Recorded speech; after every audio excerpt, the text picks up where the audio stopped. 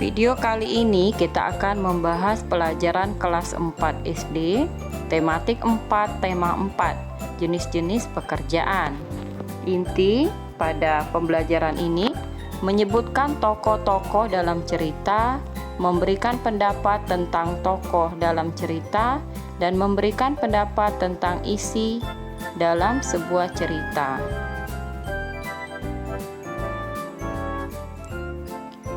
Yang pertama itu mengulas isi buku sastra, menjelaskan satu persatu hal yang dibahas di dalam buku, menilai dan memberi pendapat terhadap buku.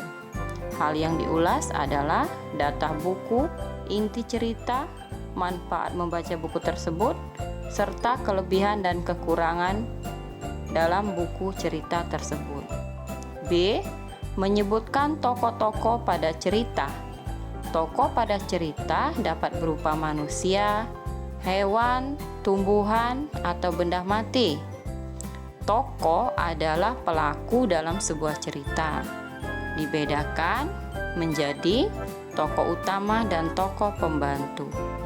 Jika tokoh pada cerita adalah manusia, hewan, tumbuhan, atau benda mati, maka tokoh tersebut berperilaku seperti manusia. Memberi pendapat terhadap tokoh yang dibaca. Lakukan hal berikut untuk melakukan pendapat terhadap tokoh yang dibaca dalam sebuah cerita. A. Baca secara seksama jalan cerita. B. Memperhatikan perbuatan dan perkataan tokoh. C. Memperhatikan gambaran lingkungan kehidupan tokoh. C. Memberi pendapat terhadap tokoh yang dibaca. Kita bisa memberi pendapat tentang sikap tokoh pada cerita. Saat memberikan pendapat, kita harus memperhatikan hal-hal di bawah ini. Yang pertama, komentar yang disampaikan dengan bahasa yang sopan, komentar yang disampaikan secara jelas, komentar yang disampaikan tidak menyinggung perasaan orang lain, dan komentar yang disampaikan harus dengan alasan yang logis. Ayo kita simak video cerita Semut dan Belalang berikut ini. Di tengah hutan, hiduplah kawanan semut yang sangat rajin.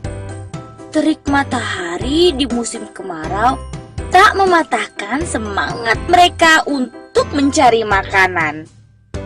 Setiap hari mereka membawa, mengumpulkan, lalu menyimpan makanan ke dalam lubang yang menjadi rumahnya. Berbeda dengan kawanan semut yang rajin, tetangga mereka si belalang malah asik menikmati musim kemarau dengan bermalas-malasan. Gitar kesayangannya. Hai semut, apa yang sedang kalian lakukan? Kami sedang mengumpulkan makanan untuk persiapan musim hujan. Buat apa? Musim hujan kan masih lama. Lebih baik bersantai dahulu. Ayo sini, bernyanyi bersamaku. Semut tidak memedulikan perkataan belalang.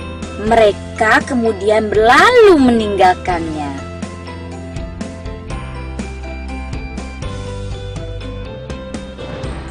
Musim hujan pun akhirnya tiba.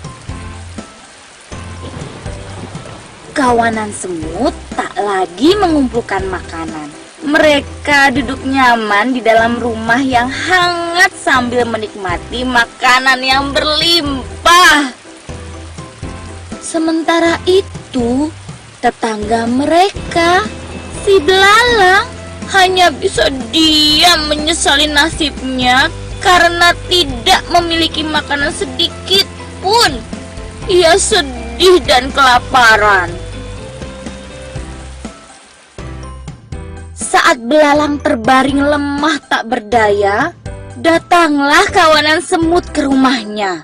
Hai belalang, kami membawakan banyak makanan untukmu. Belalang terkejut dengan kedatangan kawanan semut baik hati tersebut. Apalagi mereka membawakannya makanan yang lumayan banyak. Terima kasih ya semut. Aku berjanji esok akan giat bekerja dan tak bermalas-malasan lagi. Sudah, tak usah bersedih. Ayo, kita makan bersama.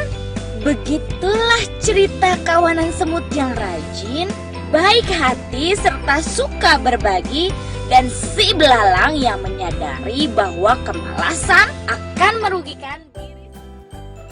Bagaimana pendapatmu terhadap sikap kawanan semut? Dan bagaimana pendapatmu tentang sikap kawanan belalang?